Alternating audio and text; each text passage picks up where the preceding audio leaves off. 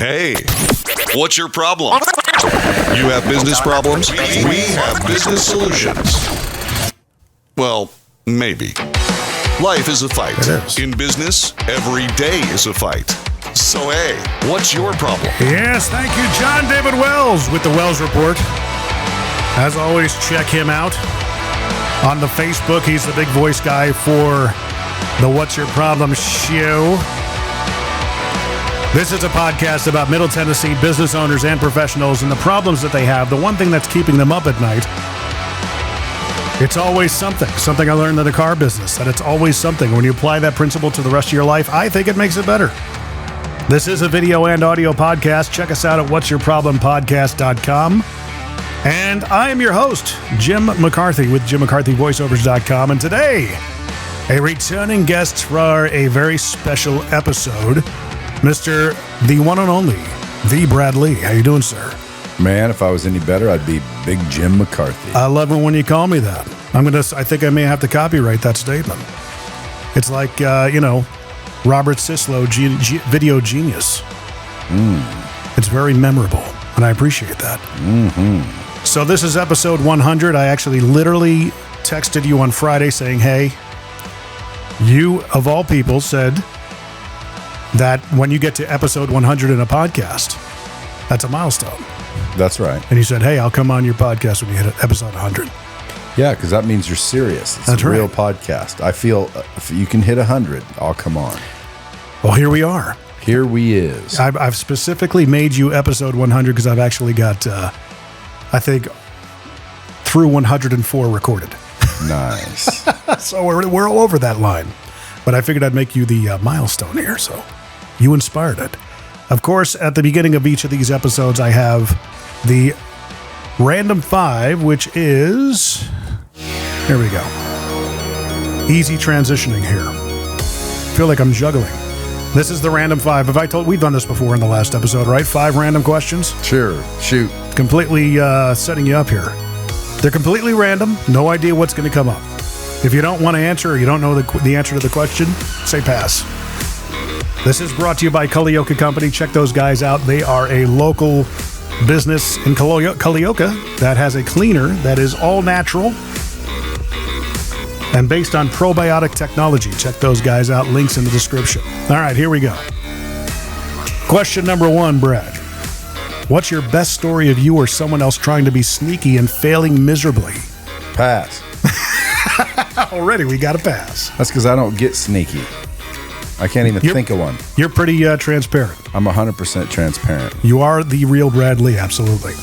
Do you prefer physical books or e-books? Audio. Audiobooks. I prefer physical over e.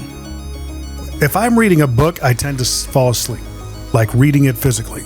Is that the same thing with you? Yeah, it does get me a little bit tired. Question number 3. What was the worst book you had to read for school? And how about the best book you had to read for school? I think the best book, if I can remember it correctly, was probably Summer of the Monkeys.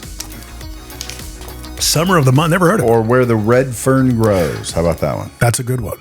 That one brings a tear to the eye. Yeah, and then the worst, I don't remember the worst. I can't even remember the best or the worst. I mostly were Stephen King books in my scholastic area of life. I don't know books that they made us read. I remember the K and maybe The Old Man and the Sea. Maybe I don't think I read that one, but the K was a good book. That was like an 8th grade, 9th grade book.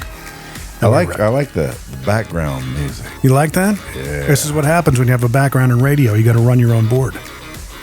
Now it's going to inspire you to do the same thing. Well, on your pun? On dropping bombs? Are people going to hear what I'm hearing? Yeah. So they just hear music in the There's background all that music the whole time? Yeah, this is a very high production show. I see. All right, number 4? There 3? I think we're on number 3. What book genres do you like to read? Self-help. Self-help, inspiration. Or psychology. Really? Sales, there's a lot of psychology, that's for sure.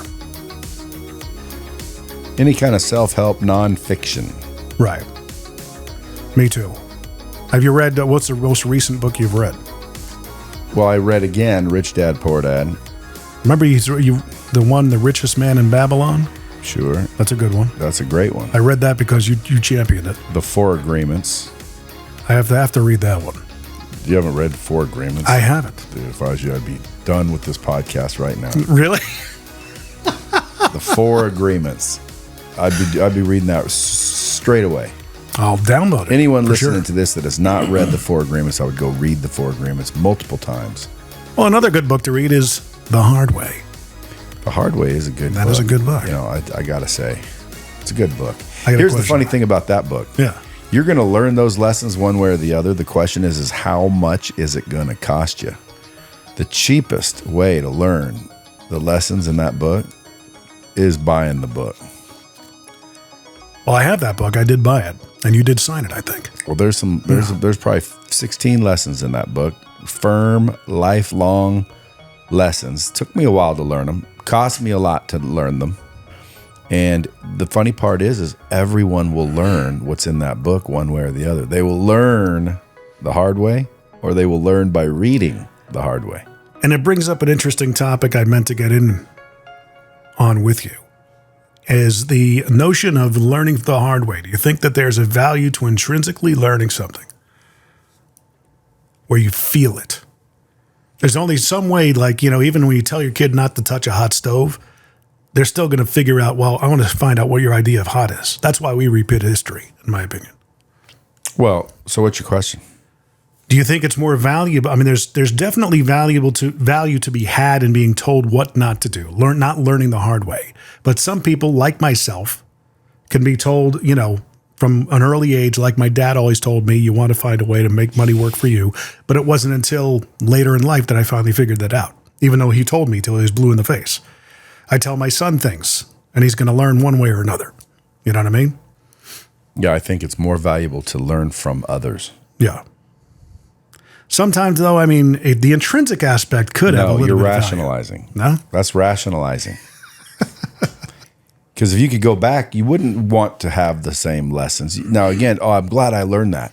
Yeah, but you might have broke your arm. You might have, fell off the house. Who knows what you did to learn what you did? And we rationalize it by saying, well, that's the best way to learn. No, it isn't. The best way to learn is through other people's mistakes. Yeah. Other people's experience.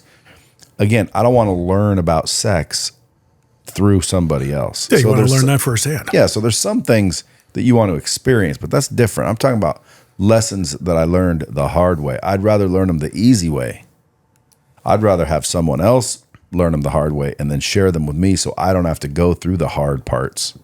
In that book, though, in your book, what's the most important lesson in your opinion? The very final one, stop procrastinating. Just do it.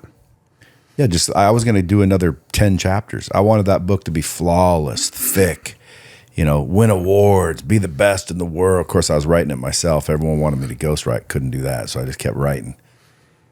And, I just kept procrastinating the book. And, I pre-sold it. So, like, some people were starting to get a little upset that it wasn't coming out. Yeah. And eventually, as I'm writing the book, I'm learning lessons along the way. As I'm writing the book, I'm still learning, which is crazy. Writing is a great way to learn. And I think it was chapter 16 where it just abruptly stops. Why? Because I figured out I'm done procrastinating. Yeah. This book is done. There's people out there that are not going to be able to read this book already because I procrastinated. We hurt ourselves. We hurt others by procrastinating. If we stop procrastinating, our lives will improve without a doubt. Is that kind of the same premise in starting a business, saying yes to everything until you can finally do your thing? Do you think? No. No? I think not procrastinating is the most valuable lesson in that book. Yeah. Because most people won't be able to do it. Yeah. And if you were able to do it, dude, imagine like the value. Procrastination kills more dreams than anything. Do you find yourself coaching a lot of people? No, I don't coach people. But I mean, even just by happenstance, you're not being paid for it, or just you talk to people all the time. Well, people follow me on social media, and you're coaching in that sense. I'm dropping nuggets of knowledge. That's right. I'm dropping what I've learned. Yeah. You didn't bring your video guy today. You usually have someone following you around. I let him fly home yesterday. I need to find one out here. Yeah. I'll have to try and find it. I might do a swipe up. Well, that's another thing is that you have, you're here in Nashville. You're kind of living bi-coastally these days. How's that going? It's going all right. Yeah? Yeah. Are you enjoying our fine city? I mean, I like Nashville a lot and the people in it. I don't like the humidity during the summer. Yeah, it gets better. I would rather be in Vegas. Of course, I also like Vegas. I like Vegas. Yeah. But I don't like 115 degrees.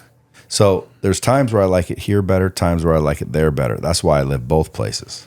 Is it public as far as what you're going to be doing out here? You're going to duplicate the operations? Yeah, pretty much. Yeah. So Lightspeed will have a Nashville. Lightspeed will be in Nashville. Now, how many businesses are you in? Lightspeed is in Nashville. Right. I know you're doing. I'm here.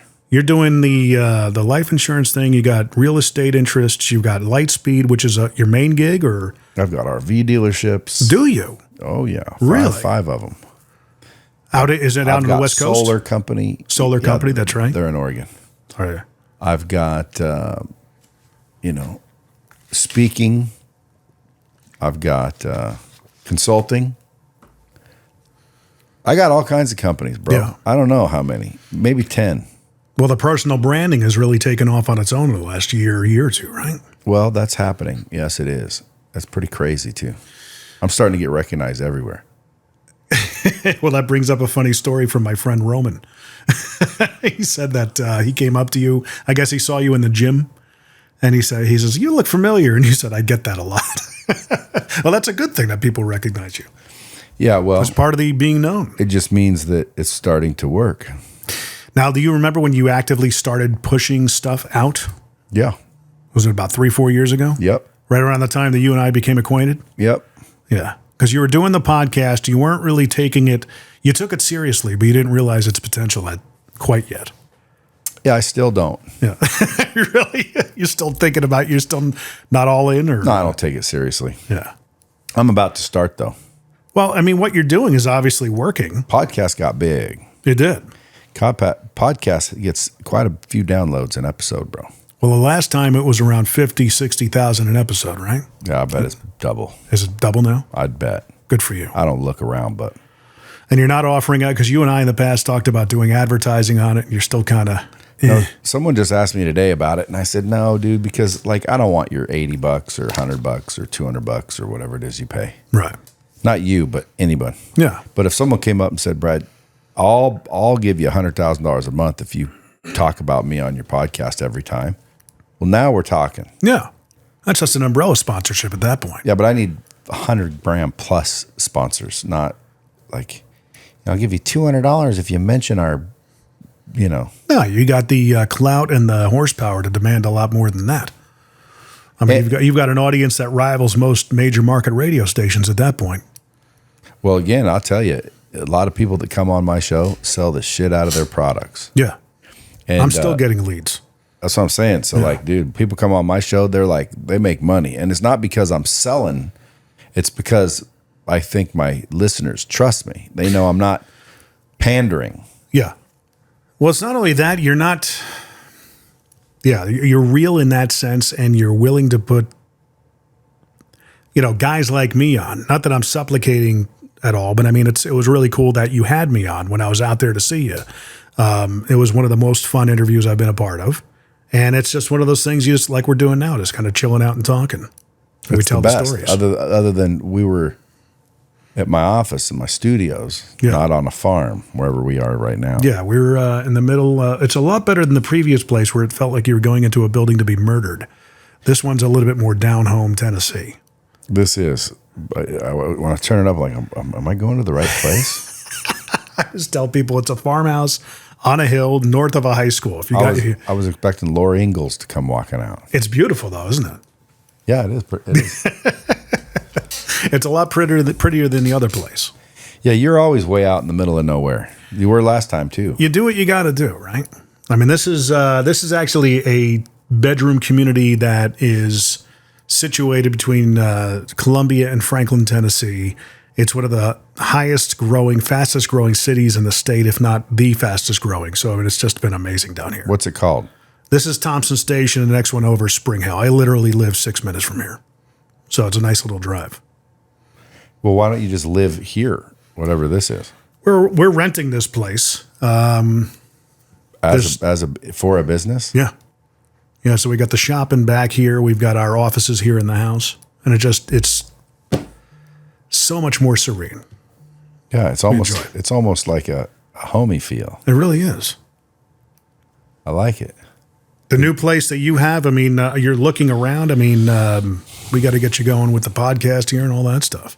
Well, I am getting a podcast studio put in. I am going to put a couple of green screen studios and a couple of offices and more of a man cave than anything.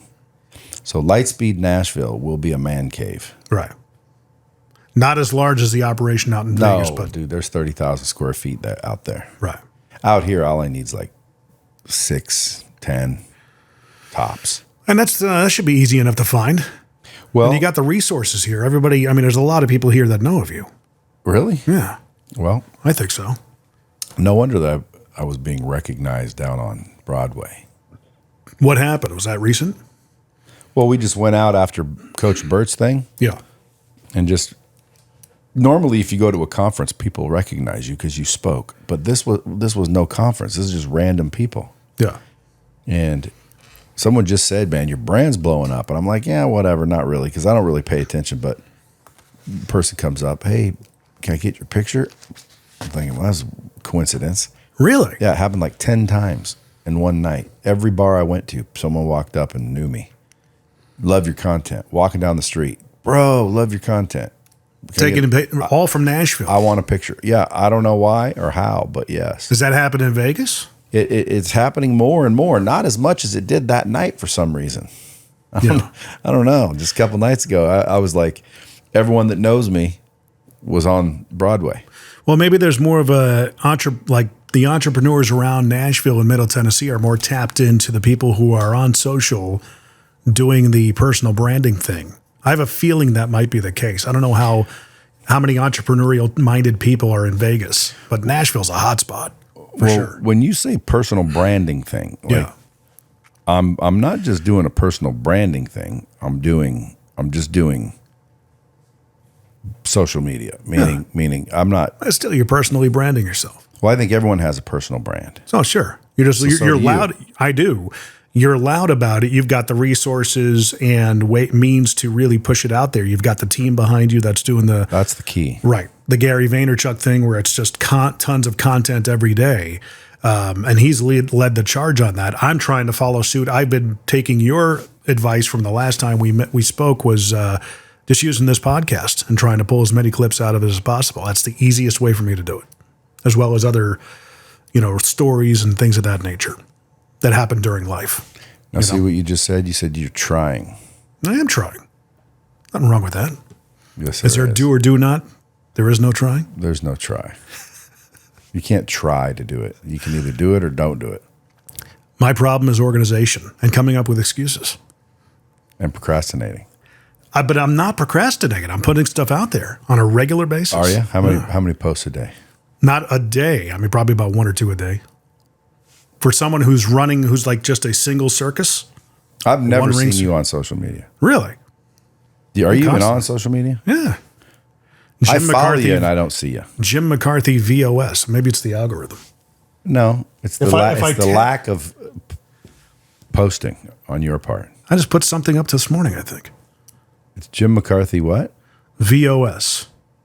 Jim McCarthy VOS. Yep, there you are. I just put one up 7 hours ago. I guess I don't follow you. Here, I'll follow back. Are you not following me? I wasn't. Well, that's the reason why. Yeah, I was going to say, I don't think I've ever seen you on social media. But okay, now I'll keep an eye out. Come on, man. Grant even follows me, for crying out loud. Does he? Yeah. That must make you feel good. Well, that was because Rich and I went down and saw him in a couple of years back. And we did his show. Follows everybody, doesn't he? I don't know. I mean, I figured that's kind of a feather. I mean, it would be like, knowing that someone... But now you got Grant and Brad. I know. Next, I got to get Ed Milet and Gary Vee to follow me. I can't get Gary V. Yes, you can. I mean, I met him. And he should have followed me, but he didn't. He didn't? But he indicated that he was watching me. And that's the video you put up. And that leads me to the next thing I want to talk about. That was very vulnerable, and I'm proud of you for doing that. See, again, I don't know what you mean by vulnerable. Because, I mean, here's a guy, maybe you're not aware of your own perception and how you're perceived. I think you're probably a lot bigger in other people's minds than your own. I think that's the truth. Okay. So I think a lot of, when you see yourself in front of a guy like Gary Vee, who's a heavyweight in the industry. But I thought I was a heavyweight. I think you are. So there's two Do you heavyweights. think you are? Then there's two heavyweights. There's two heavyweights. But see, again, I do believe Gary is a heavier weight than me, for sure. He's been at it longer than a lot of people. And not only that, he commands $200,000 a speech. I'm only getting 50. Well, maybe you'd be pushing that up to 75 and 100. Gary Vee has 10 million followers. I've got under 1 million. Under 1 million. But you're growing, and it's rapid. TikTok, I have 1.5 million. And that's all natural. That's all organic, right? It's all natural. That was because you don't pay for them. Dude, how would it look if the real Brad Lee has a bunch of fake followers? Not good. Okay. And you're replying to you're engaging with everybody? Yeah. On an ongoing basis? Yep. That's all from my you. team's not allowed to respond. Good for you. My team's allowed to post. Yeah. See, you look at, that's the thing is that if I were to categorize the 5 most popular people business-wise, I would say it's, you're in there because I know you and you've had a huge impact on what we do here. But you, Grant, Vaynerchuk, Milet, and, but Tony Robbins, I'm not sure if he makes it into that fraternity. Dang. Yeah. And I don't know if it's because he's the king of them all. He is, but I mean, is he kind of like Howard Stern king? Howard Stern's an idiot. Howard Stern is a brilliant broadcaster. He's an idiot. How's he an idiot? I'm not saying I'm championing anything that he's talking about these days, but I think as an interviewer, he's scared of the coronavirus. Yeah.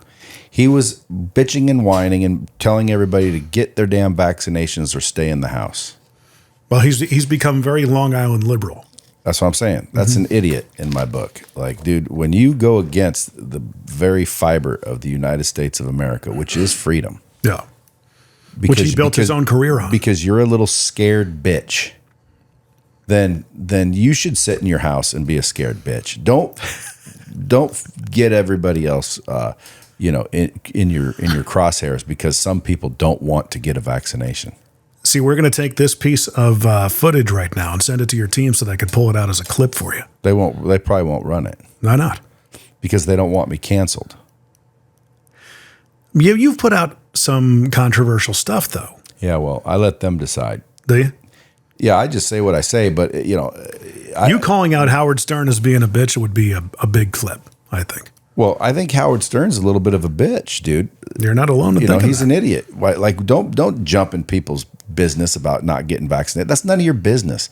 Like, dude, listen. If there was such a massive thing going on where everyone needed to get vaccinated and then certain people didn't get vaccinated, and because they didn't get vaccinated, we were in danger, what kind of an idiot would I mean, how does that make any sense whatsoever? Yeah. You need to get vaccinated so I'm safe. I'm vaccinated, right? Yeah. Well, then why do you need to be? I never understood it. That's because you're not an idiot. Right. Today. Only followers blindly believed that nonsense. Yeah. Anybody, I think, with half a brain, any intelligence would have said, wait a minute. Now, again, I'm not saying people are stupid if they got a vaccination, dude. You might have had health issues. You might have, believed the media. But and I'm not against people that got one. What I am saying, though, is when you believe that somebody not getting one is causing you who got one to be in danger, well, then you're an idiot. I agree with that. Like, what do you think the vaccination is supposed to do? It's supposed to protect you. Okay, well, if you're protected, what does it matter if I am or not? Right. And then Howard was doing that. I used to like Howard till he did that. Like, now he's an idiot. I don't respect him anymore. He sounds like a scared dipshit. That's what he sounds like. So the other person of that 5 people, for that fraternity of 5 people. And also he lost most of his audience, dude. Well, I know. He moved on to satellite radio, and that's what did it. Yeah, he thought he was cool. Well, satellite radio allowed him to be, he was funny when he had to find his way around the cursing, But as soon as you relinquished his what was holding him back, that's what, I don't know. It just wasn't as funny anymore. I was a huge fan of Opie and Anthony. You remember those guys? No. They were on our radio station in Vegas, 02 to 04 or 05. Yeah. And then they got fired from CBS, and then they got an XM radio show. But they were funnier than Howard. They were very good. Yeah, I wasn't a big radio show guy, but I did listen to Howard. Howard was the man. I don't even know where he is now. Is he still doing it? He's still doing it. He's still in New York. But I mean, that's the thing that Opie and Anthony used to make fun of him for, losing touch with his listenership and everything. Joe Rogan has kind of taken over that spot. He's now I like Joe. He speaks his mind. He's the new bad boy of, I would dare say, not king of all media, but at least on his way. And Maybe, just because maybe I should throw my hat in the ring. You're kind of doing that already. You kind of speak your mind. That I do, but I'm not like a radio show, talk show. That's what a podcast is. Is it? It's a new radio. I mean, that's what that's what radio is having to compete with these days. It's a smaller slice of the pie because listenership's going elsewhere. And a lot of my friends in radio would tell you, well, it's not making that much of an impact. I'd go, yeah, okay. Are these cameras sufficient? Yeah. I mean, for a one-man operation like myself, I could switch between the two cameras just from this iPad here. But it's automatically going back and forth every 45 seconds. But in addition to all the other, plates that I spin doing this, that's another part of it. But I mean, they look good. They shoot in full HD and everything. Really? Yeah. Are you looking for a place like this to? You got to keep your podcast going for sure. Well, you can always use this space. I mean, I'll offer it up if you want to interview people. Well, I do appreciate that, but yeah, I need something a little closer to town. Right. I actually found a little spot in Brentwood that I think I'm waiting on the guy to call me. Yeah. Yeah, it's a retail center though. Oh, like instead of an office building. Yeah. It's in like a little strip mall. Nice. Right there in Brentwood. I think it's called Brentwood Place or something. Are you going to be renting out studio space for people or just for you? No, just me. No. But it's a corner. It's in the corner suite. And, I'll just throw in a couple studios, a podcast studio for me, a boardroom, some like a man cave. Yeah. A little lounge. Just make it high end, cool, smoke cigars in there, do my podcast, film stuff, and, make phone calls and do Zoom meetings. That's really all life is nowadays. Really? If people want to show up, boom, come on in, hang out. And I bet you there'll be a lot of people just hanging. And I think I'll get more people hanging in Nashville than I do in Vegas. You don't get many people hanging in Vegas? Yeah, they come to Vegas, so I get a lot of people, but they don't hang. Well, you like to hang. You and I went out there. We had a couple of cigars on the back porch, which was nice. It's not a back porch out there. They're called balconies. The veranda balcony? Yeah. Not the back porch? Wasn't a porch. Not grilling up burgers and dogs or anything. It was like a balcony. Balcony with pillars and columns. It is very very ornate. So I don't think there's anything out here like that. No. And why try to compete with that? I don't think I can redo that here. But I do think I can build myself a little man cave where I don't mind hanging while I'm here because my wife really wants to be here. Yeah. And I have a feeling, because I like to give my wife whatever she wants, that I will be more here than there eventually. Yeah. So we got a house. She's out getting furniture. We're starting to decorate. Like, I got 2 cars here now. Nice. My T-Rex is out there. Like, that stays when I go back. The T-Rex stays. Now we got a Yukon. That thing stays for Mama. Yeah. So to me, I think November, December, we're probably going to be here. I want her to get a smack of the weather to see if she really likes it. Well, I mean, you're going into a nice season. So, well, right now, yeah, but I want to hear November, December too. Isn't it cold? I mean, as When does it gets a little colder than, January, February. Yes, It gets a little colder in Vegas. Vegas can be pretty bone chilling at times, like in December, yeah. late November, and things like that. But it's a dry heat. It's a dry cold, so it goes through you a lot more. Well, we're going to be out here November, December, regardless. Yeah. See how she likes it. If she likes it like I think she will, then she's going to want to be out here mostly. Yeah. Which means this will be where I'm hanging most of the time, and I'll be in Vegas some of the time instead of the reverse. So I'm going to build me a little hang spot. Well, we got to get you introduced to a lot more people as well. Yes, I would like that. Plus, anyone who knows how to set up the studios. I need someone to come film for me. Shoot my videographer. I need a videographer. I'm going to do a swipe up and say, anyone in Nashville? Oh, you'll find people will be coming out of the woodwork. Really? For you. There are a lot of videographers here. I know that one of my clients, her name is Carrie Ann Sear. She's kind of doing, that one speech that Vaynerchuk gave like a month ago that you guys were all part of has brought an onslaught of people to me because they all know what I do. They know that they need a podcast. They know they got to up their game as far as content, especially those in the real estate, mortgage, those commoditized industries. So she is actually looking into doing a podcast as well, in addition to the one I already do for her. But she asked me, she said, who do you know that can do camera work? And I'm going, good luck. A lot of them want to be freelancers, which is probably the best solution, maybe for you, Someone's I like a full-time guy. Yeah. You'll find somebody, I'm sure. Yeah, but here I'll have to go freelance because again, I could fly out my guy, but then there's a hotel room and da. So eventually, it's almost like, how about I use him when I'm there and someone else when I'm here? Yeah, make it simple. It's a good problem to have. It's a great problem to have. We're just possibly getting into the podcast production as a company here, building a division out like that. Which ultimately I tell people the end game. It's not just the podcast episode. It's the stuff you can pull from it. 10-second, 20-second, 30-second clips, those things. Do you ever say things intending for them to be clips? If it hits in my mind, yeah. Again, going back to Howard Stern, he is the one guy who I keep in mind of. He'll say what other people are thinking, and that's what really makes the good stuff. So I tell all of my clients that I do podcast production for. Well, how long will it take to get traction? I always tell you 2 to 3 years. If you're doing one a week, it's for you to get some sort of traction at least 2 to 3 years. It might even be longer now because of all the podcasts that are out there now. So what can you do? Unless you get that one piece of video that just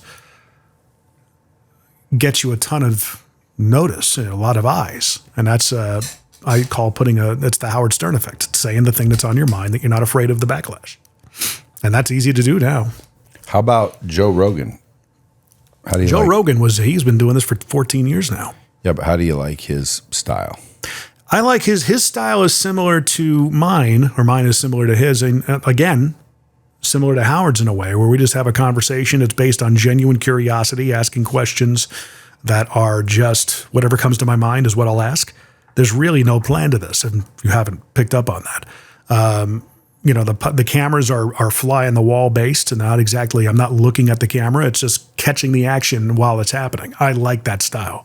Now, some other people like the, CNBC side-by-side virtual approach, but I like having an in-person conversation. There's a power to it. How long does it take you to do the show when it's over? To package it up and put it out? Yeah. Maybe half an hour. That's it? Yeah. I can have this episode up within an hour by the time I'm done. That's what I try to do is make it as efficient as possible for people, you to show up and record. So from balls to bones, I can make it so you can do some of the work or all the work, or I do all of it for you. How does a guest make it more exciting? Depends on the guest, I guess. I have a sheet that I send out to people that gets a little bit of information. But everybody that I have on, I typically have an interest in. I say 99% of them that I have an interest in. So it'll be a natural conversation based on curiosity. Is this going to be the 100th episode? There will be, with my congested voice. 100 episodes. That's right. In the can. Brad Lee was my 100th episode. There you go. And do you remember the other one? The number I don't. See? That's but I've gone back. Special. You'll never forget the 100th episode. We talked a little bit about the source of content, and we did it on your podcast as well, is where we talked about how to curate content out of getting a source. Well, this is definitely a source. Totally. It's totally a source. Do you get a lot of it from your podcasts? Yeah. What about talking to your friends and family? Occasionally, if something, that's the thing, is looking at it. Do I say stuff really that's that interesting, or am I? I'm bad at that, catching stuff that's in the moment. Like I find that whatever's funny to me, I'll share. Like if I'm on another podcast, like on my stories today, I shared one from Rich. Rich and I did a show with Rich who? Redmond. Yeah, Rich Redmond. We did an episode with Ray Luzier, who's the drummer for Korn. And Ray went on this tangent, because he also played with David Lee Roth for 8 years, of working with Dave and how that was like. And he does this amazing David Lee Roth impression. It is spot on, and it's hilarious. So I've been listening to all these different podcasts from Rich. I'm like, I got to start pulling clips, because this is great stuff that the world just, if they're not going to actually listen to the episode, they're going to watch the clips or listen to the clips. And that's how you're going to get them. That's advertising the clips. Yeah. That's what you're doing. Your personal brand is leading people to be more engaged with the podcast and all the other things that you do. How about that? How about that? But I mean, that really just for you ticked up in the last 2 years, right? Maybe even my sound effects are making it happen. It might be the intro. People love the intro. It is a good intro. It's a great intro. One of the best. Although, did I tell you, if I go to my YouTube analytics, people will drop off during the intro. So on YouTube, you just cut off the intro. I made a shorter intro for you. They don't want no intro. They don't care about the intro. They want to just start hearing you. Yeah. Literally. I think the intro is cool. Mm-hmm. And I think it starts it off where people in the studio, I press the button, it tells them, okay, here we go. Like it sets it up nicely. You've got your top of the hour lingo and everything too. What's that mean? What it is. Yeah, what it is. Brad Lee back again with another episode of Dropping Bombs. Today in the studio, folks, I got a real treat for you. Everybody's a real treat. Everybody's a treat. I am only bringing people treats. And as we have a conversation, hey, it unfolds however it unfolds. And exactly. I think that's what people like. The other day I asked Keith Cunningham. You know Keith Cunningham? Rings a bell. He wrote a book called The Road Less Stupid. Mm-hmm. He owned a bunch of car washes. He owned Prime Cable. He, lost $100 million at 40 years old. Little did I know, but he also got Rich Dad, Poor Dad kind of jacked from him. That was his IP. Really? Yes, instead of Robert Kiyosaki.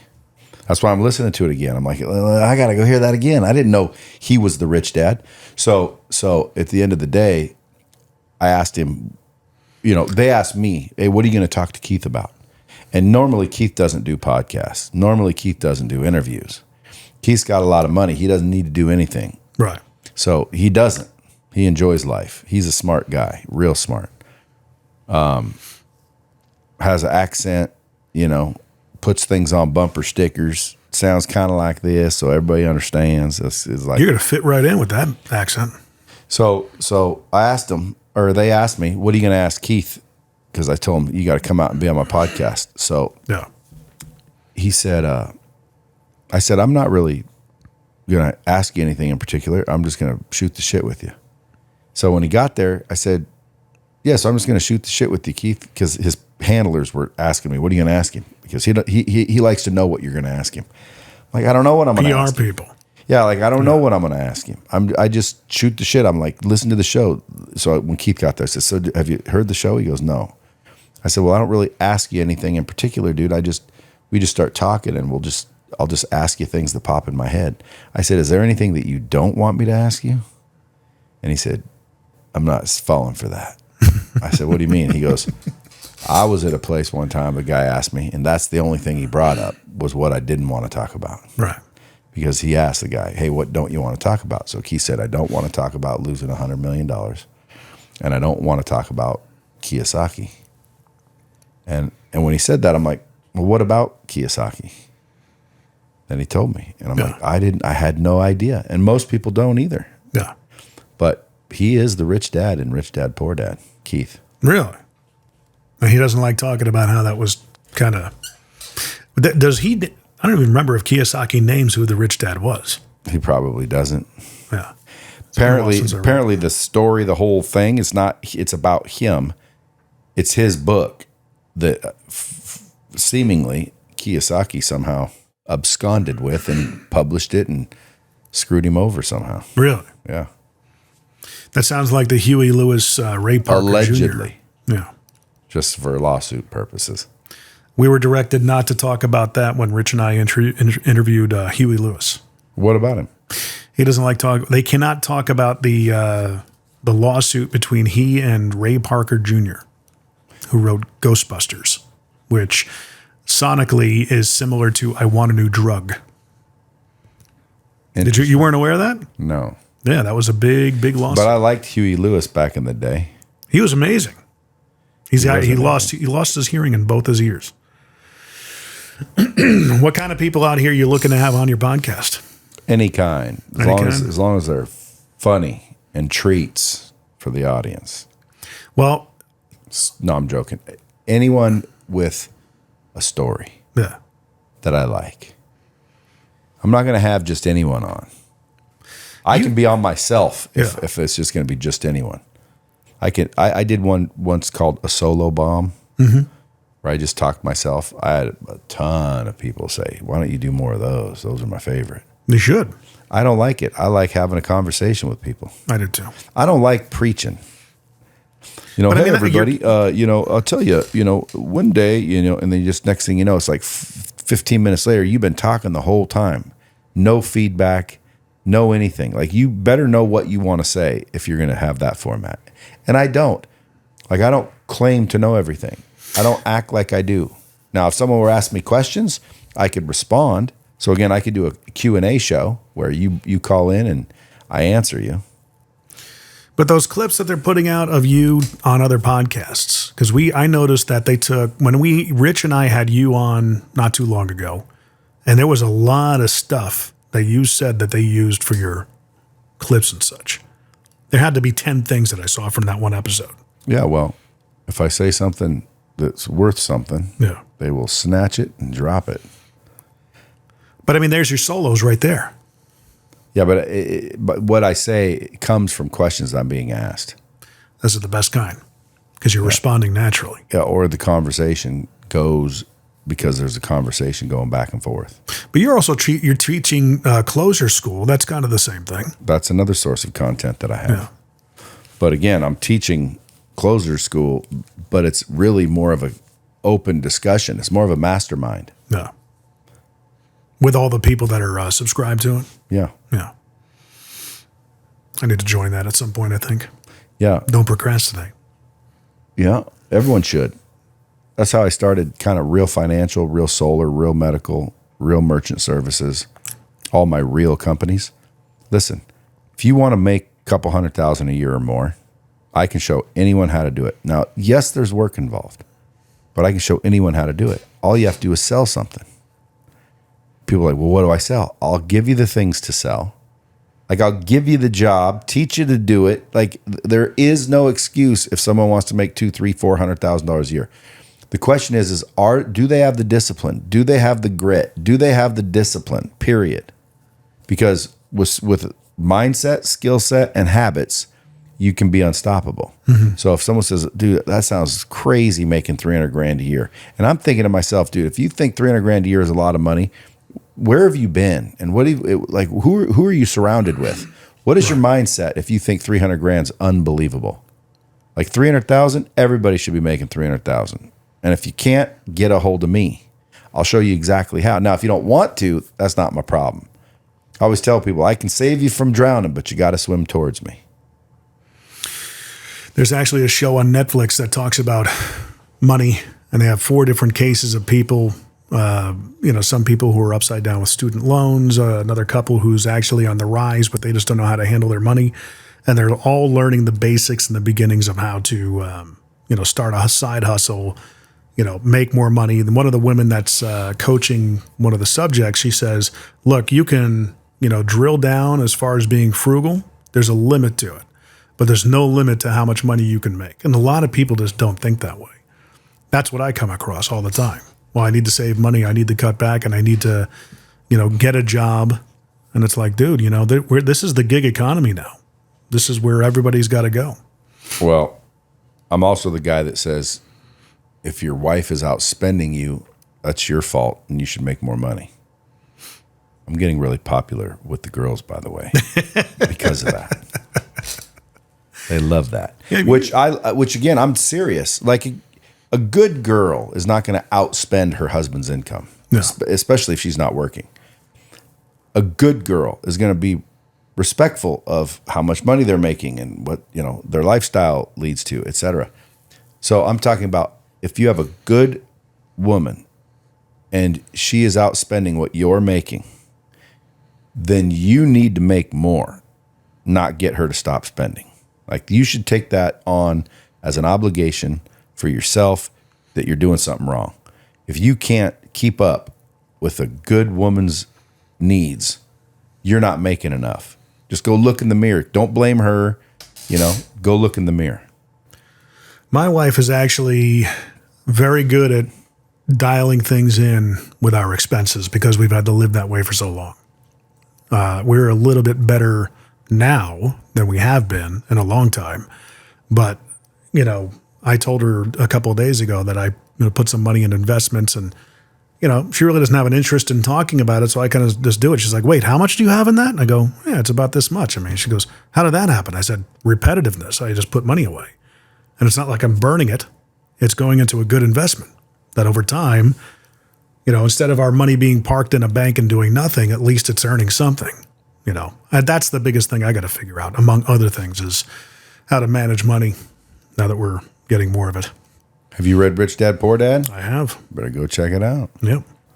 House is not an asset. Could be. It could be, I agree with the Cardone way of thinking that it's multiple doors, not just one.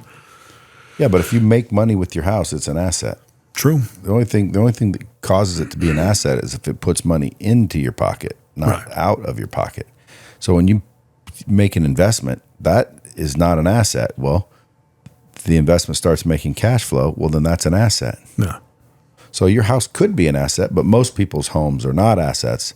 They're liabilities because they cost money. Well, they're also taught to think of it like an asset, that home ownership is the American dream. But we all have to live somewhere, so you do. I don't get too into that dumb shit. Like, you can't have a house. Like, screw you, dude. If you got to live that's like saying you can't have ranch on a salad. Yeah. Just eat the lettuce. Look, if I got to just eat the lettuce, I don't want it. Mm-hmm. Okay. Well, that's the only way you're going to get a 6-pack. Well, then I don't want a 6-pack. And by the way, I'm like 30 days away from a 6-pack, and I can tell you right now, I still eat ranch. So you can eat ranch. You got the guns too. You can eat ranch. You can work out. You can get a 6-pack and still have a life. When it comes to working and making money and investing, you can still invest without getting so crazy. You can't, frivolously spend $1. In other words, there's 1,001 ways to skin a cat. Yes. Yeah. I appreciate hearing that because there's so many guys out there. Well, my way is the only way. No, I disagree. Yeah. There's a lot of ways to get rich. I'm proof of it, bro. Yeah. I shouldn't be rich based on all the rules that are out there. High school dropout, you had everything going against you. Every single thing that they say don't do, I've done. Yeah. People say you got to work hard. I don't. People say whatever they say, I like do the opposite and break the rules. Mm-hmm. And quite frankly, I don't recommend it because a lot of what they say is technically true, but there's more than one way to skin a cat. It doesn't mean that it's always going to be true. Right. Otherwise, there'd be a bunch of rich people, a bunch, way more than there are. Why? Well, because this is how you do it. Well, it's not always true for everybody. Some people, Like building a personal brand. A lot of people say all you got to do is put out videos 5 times a day on all the different channels. Yeah. That's not true. Okay. You put out 5 videos a day and people don't like you. Or you're not saying anything good. Or your content's weak or it's motivated by some greed or something else. And, that's just not the only way to do it. But if someone said, how do I do it? That's one of the things I would say. You got to get 4 or 5 pieces of content out every single day on 6 different channels minimum. Well, But I also fix their confidence. I fix their confidence first. Why? Yeah. Because if you don't have any self-worth, you don't have any self-confidence, it's going to be difficult to do what I need you to do to make yourself into a household name. Because you're not going to have that it factor. Yeah.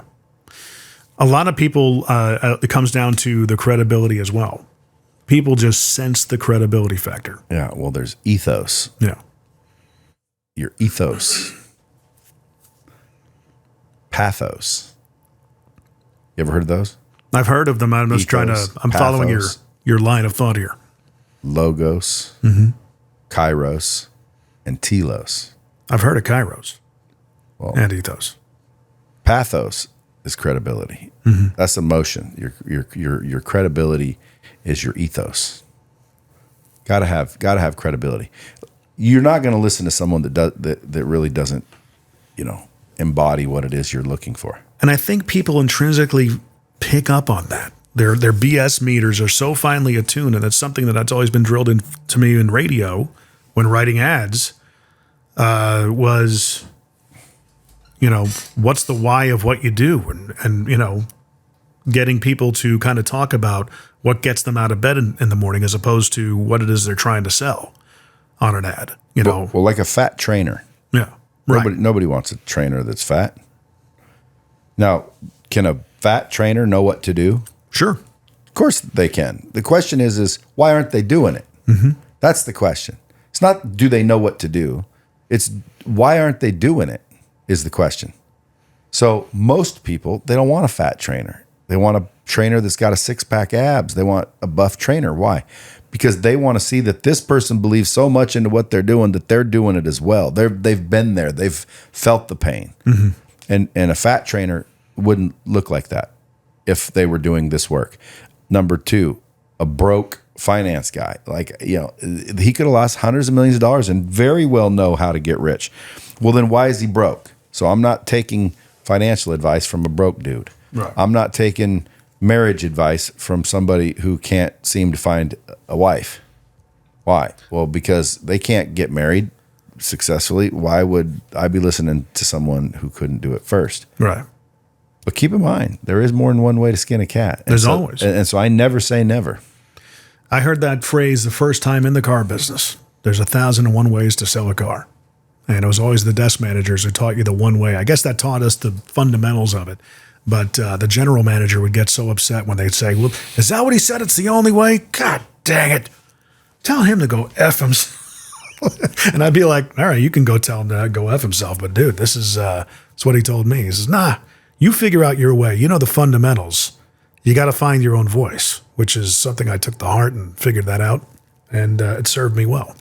You get people to drive way the hell out here all the time? Yeah, it's not that far, right? Well, I mean, this is totally worth it. Don't you think? No? If I didn't know you, bro, I never would have came out here. Yeah, but you know me. And I asked. But I never would have came out if there were just some podcast. Like if you were just a regular podcast, I would have said, yeah, I'm in Nashville. And you said, hey, can you do my podcast? I would have said, sure. And then as soon as I found out it was way out in the middle of nowhere, I would have said, bro, I'm not coming out there. Why is that? What do you mean? Is it Because scary? I don't know yet. Yeah, like what if you're out here doing the deliverance shit? Right. What if deep down, like you were mad at me for some reason?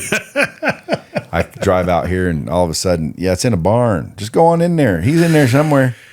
Follow the sound of the sharpening chainsaw. Yeah, and then I walk in and all of a sudden there's 50 dudes sitting there that they're not real happy with my last podcast. We're pretty laid back here at the J2 HQ. Well, good. You know, the girl who brought you in, she's was in bare feet. So yeah, we live the country life out here. So when everybody goes home, this place is empty? Typically, we have one person here that lives. There's a in-law suite in that shop. Yeah, I was going to say, why wouldn't someone sleep here? They could. Makes no sense. I mean, I live 6 minutes away, so I mean, I'd be freaking. This would be my. Maybe I'll rent a house and make it Lightspeed Nashville. Yeah, there you go. I mean, hell, I mean, look at is it nice though? It's comfortable from a guest's perspective. Yeah. Those are Costco couches you're sitting on, for crying out loud. Wasn't scary. It wasn't scary coming up here. The other place was kind of scary. That was like, where the hell have you got me going? The other place looked like a machine shop or something. Yeah, it pretty much was. Very industrial. Yeah. And my office was a lot smaller.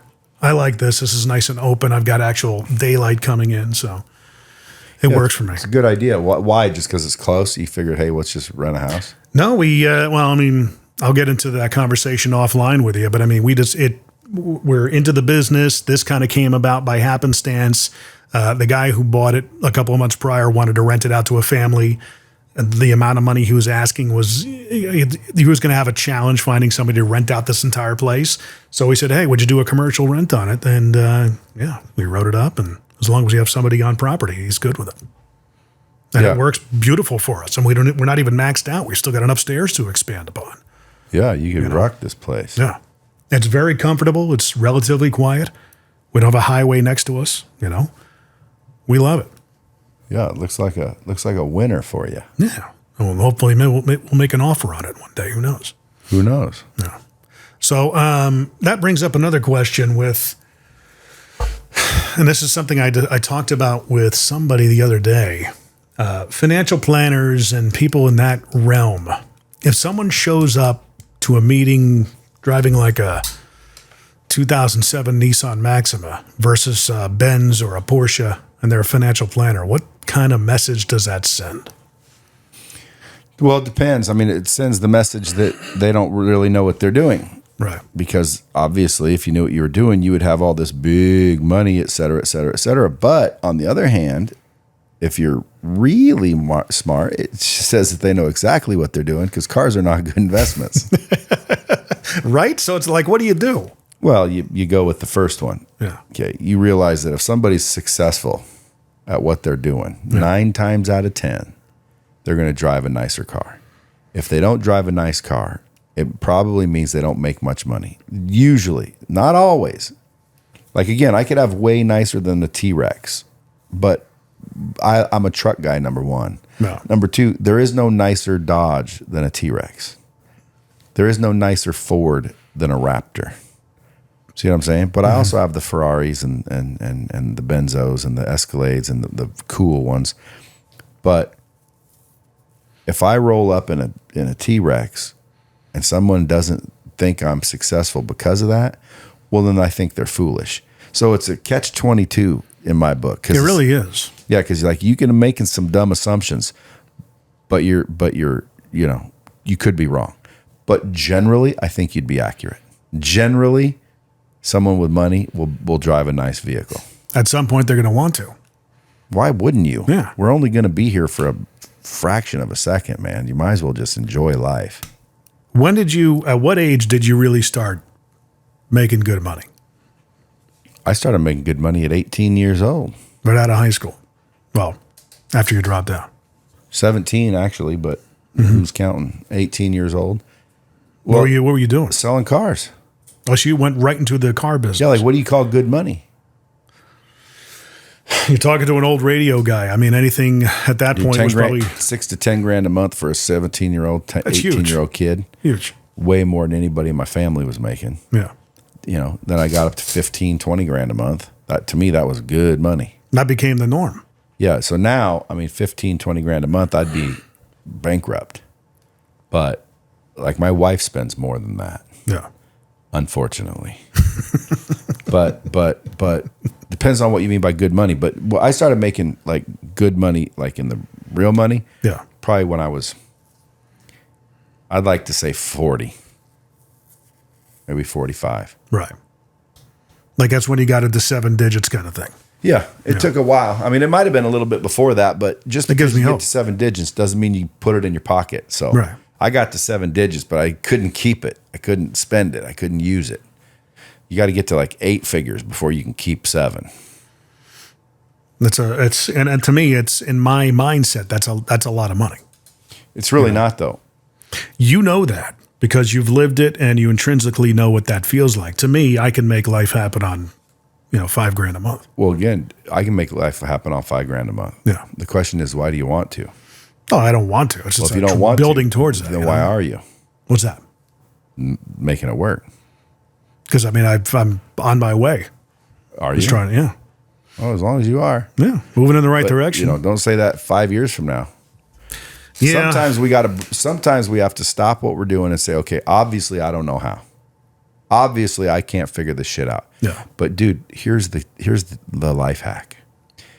There's people doing it, right?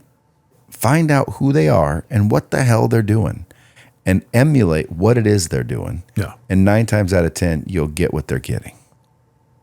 It's that simple. I agree. So a lot of people that keep saying they're on their way, 10 years later, they're on their way, 10 years later, they're on their way. They never get there. Why?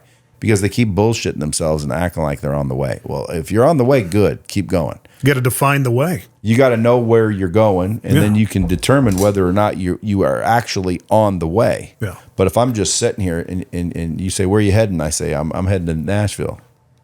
And then you say, well, why aren't you heading there? And I'm like, oh, I'm on my way. Am I?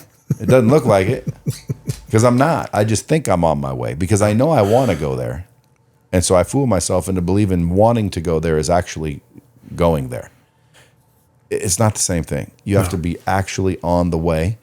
You can speed up, you can detour, but if you're heading to Nashville, you should be there eventually. I'm making motions towards it. Or doing something. And that's what your listeners got to understand. If someone's sitting there thinking, well, it's easy for him to say he's making a bunch of money. Well, number one, you could too. No. Anyone can. They just have to figure out how. See, what's your problem? Well, I've got a lot of them. Yeah, but most people's problem is they don't know how.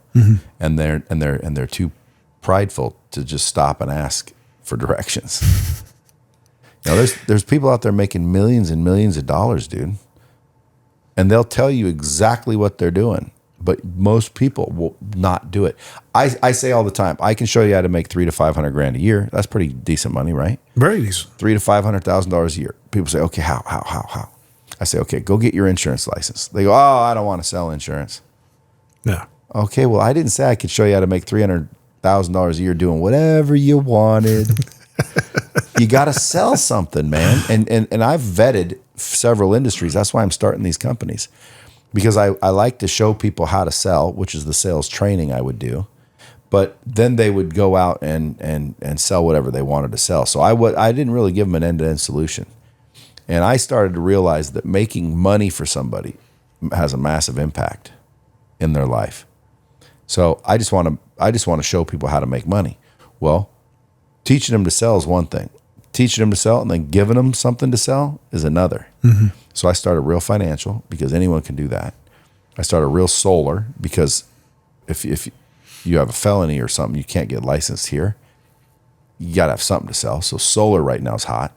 That might change over time, but right now it's big. You can make a ton of money selling solar. Especially in Vegas.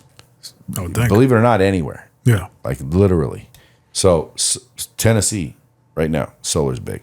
So solar, financial services, merchant services, medical equipment, and devices.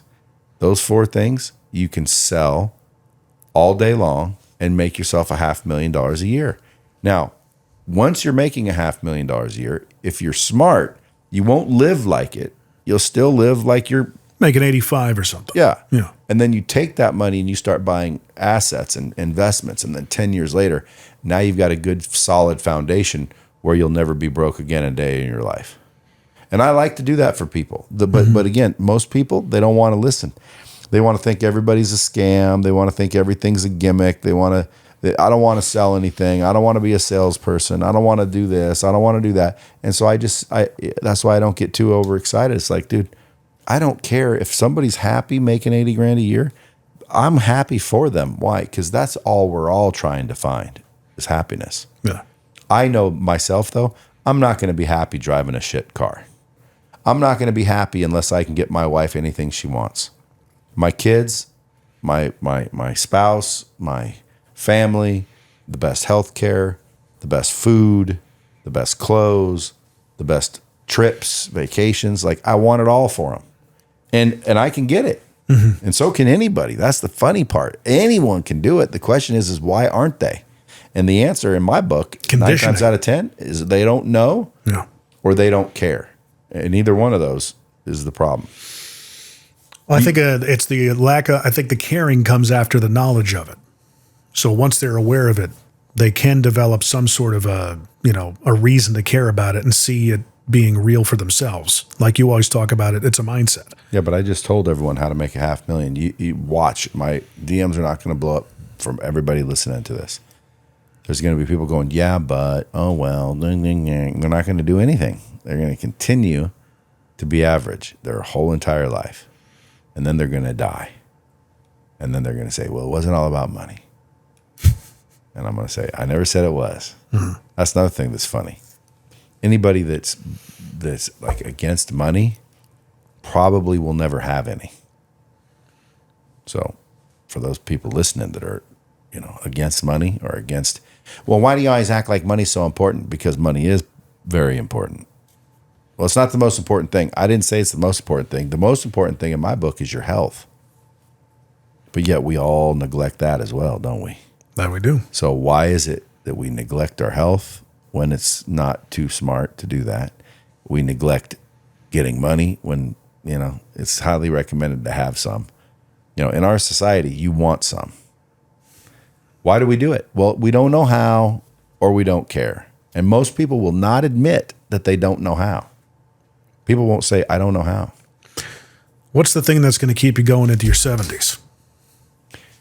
Money. But I mean, that's your purpose, though. I'm almost done with my purpose. What's your purpose? I'm going to cash out in 3 to 5 years, get $1 billion liquid, and financially bless people and live out my days. That's a good purpose. Yeah. Are your kids? Do you believe in leaving a lot of it to your kids? Yes. Yeah. With rules. With in other words, not just here's $1 billion, go have fun. I think that would harm anybody. Yeah. But if my kids, need or want things, I want them to get them. Like, hey, I need a new house. Do you? Boom, let's get you a new house. If I'm gone, I'd want like them to be able to get the things they need and or want, but not if they're little, druggies, crybabies, spoiled, entitled assholes walking around shitting on people. Not if they're rude, arrogant pricks. Then, no, they don't get anything. Mm-hmm. So how do you know when you're dead? How do I know when I'm dead? No, how do you know if they're being good or bad if you're dead? Oh, you don't. We know of. So you got to just pick. Do you want them to have money or not? And my answer is yes. I just hope by then they will be good people. What makes a good person? Who determines that? In my book, a good person means kind. Just kind. Not necessarily humble. I know you like talking about the meaning of humility and being humble. Yeah, I do not agree with humility in some cases. Now, in some, obviously. But being humble simply means to have a low opinion of one's own importance. You think Jesus was humble? Here we go. Do I think he was humble? Yeah. By definition, yes. Yeah. Why? Well, because he didn't have any. Watch out! There's a bug on the loose in the room here, so we're both distracted. It may not just be a bug either. Yeah. It may be a freaking wasp or something. Yeah, I don't know how it got in here, but I can tell you that I don't know. Okay, I don't want to say things I don't know. I think I think if I were around God, I'd be humble. And Jesus was around God. Well, he humbled himself in his earthly form. Yeah. So I would, again, earthly form. I don't honestly. The whole point is I would be humble around God. You got to have some reverence in that scenario. Right. And I think you should humble yourself in certain people's presence in certain reasons. But to walk around and just be humble at everything you do, I agree with the premise, because I think what they mean when they're saying that is be nice, be kind, be humble, be kind. Yeah. But I think they confuse kindness with humble, because humble, when I look up the definition, you have a low opinion of one's own importance. I don't think you should. I think you should feel like you're more important than most people do. I typically do. Yeah, well, again, listen, I'm telling you, most people should raise their level of importance. A lot of people have no self-worth. You want to raise your net worth? Raise your self-worth. And get around the people who have more net worth. Marinate your mind and your people. I'm made fun of all the time by my kids about how I say marinate your mind and good stuff.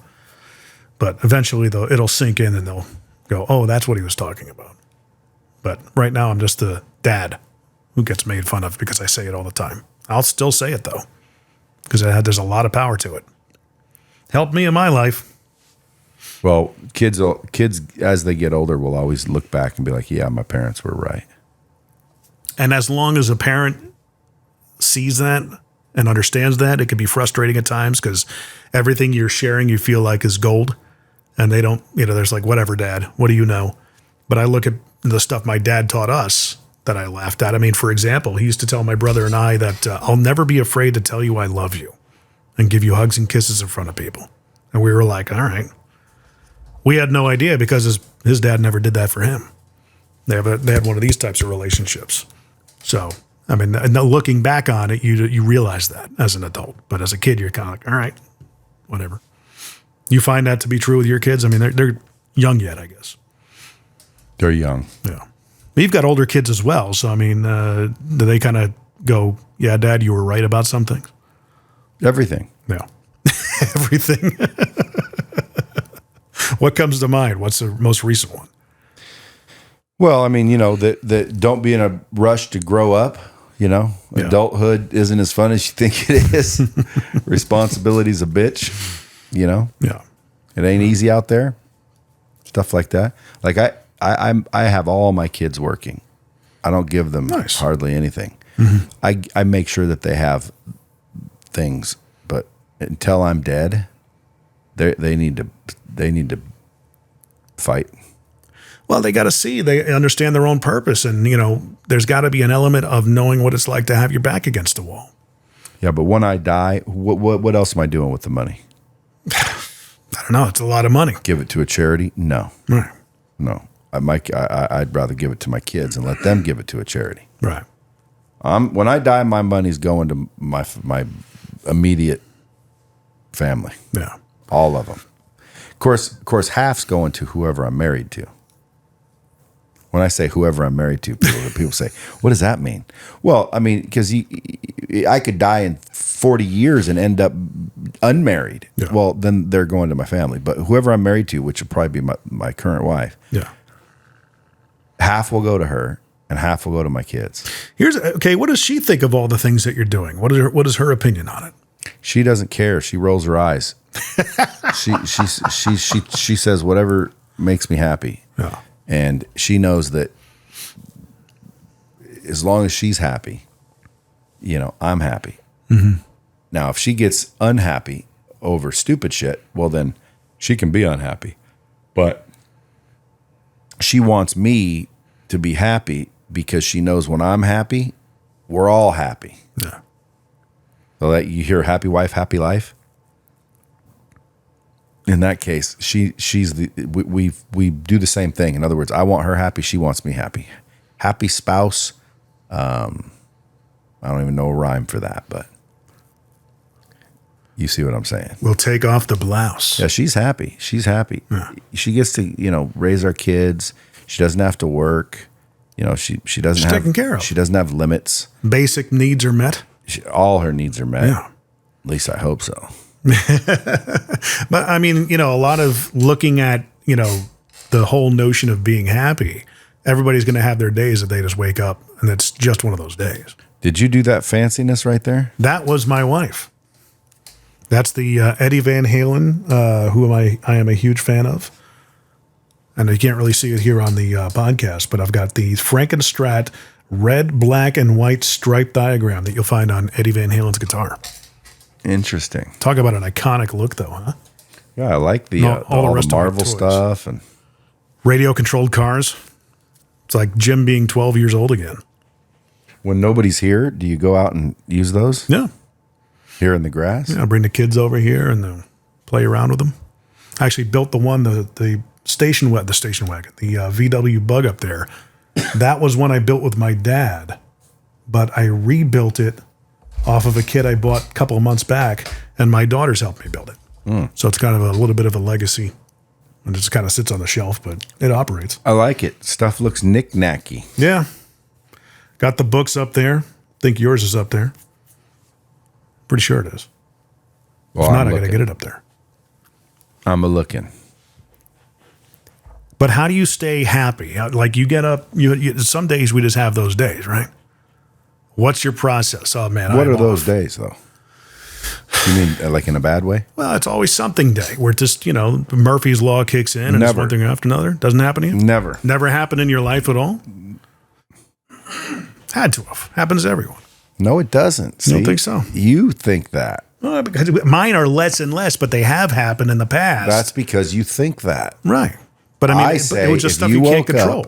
If you woke up, it's a good day. I do. That's what I do. So you cannot have a bad day if you have a good day. Yeah. How do you have a good day and a bad day at the same time? That's impossible. Exactly. Yeah. So that's why it's a choice. I have a good day when I wake up. Right. So as soon as I open my eyes, it's going to be a great day, right? The question is, how good will it get? But it's already good because I woke up. It's called gratitude for being alive. And I really have it. So I don't have bad days. No. Ever. I only have good days because I woke up. Now, if I ever don't wake up, Jim, that was the bad day. So I'm sure I will have a bad day one of these days. Yeah. But every day I wake up, I'm so freaking excited to be able to have another one.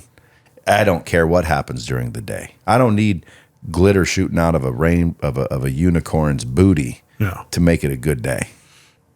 You're just appreciative to get up and do it all over again. I wake up, I'm healthy, I see, I hear, Yeah. There's food. Well, what if you're hungry? I'd go get food. Well, what if you don't have any money? I'll go make money. Like, dude, the ability to be alive and to live is all you need to be a good day. Everything else is perspective. You've been preaching that a lot lately. Oh, I believe it. Yeah. And one of these days, dude, I won't be able to preach it anymore. Actively, but your legacy will live on in YouTube and Facebook and podcasts. Let's hope. Yeah. Pending an EMP or anything like that. Or 200 years from now, I'm like, the posthumous president of the United States. Like what, Futurama? Like in Bill and Ted, where they ended up the king of the world because they were the stallions. Remember that movie? Yeah. So in the past, and we'll wrap up with this, we've talked about, trying to get Gary V on your show. You met him in person. Was there any discussion? Is there nothing planned? I don't fanboy over people. I didn't say anything to him. Really? Nope. It'll come. One day it'll present itself, or I'll be on his, one of the two. Yeah. What's crazy is he knew who I was. What were your thoughts immediately when he said that? See, I knew. See, because again, I mean, even though he seems to be this Gary V, he still sees social media. Yeah. And you can't not see me sometimes, right? You're everywhere these days. Yeah, so I mean, you're all over the place. So he probably has seen me, and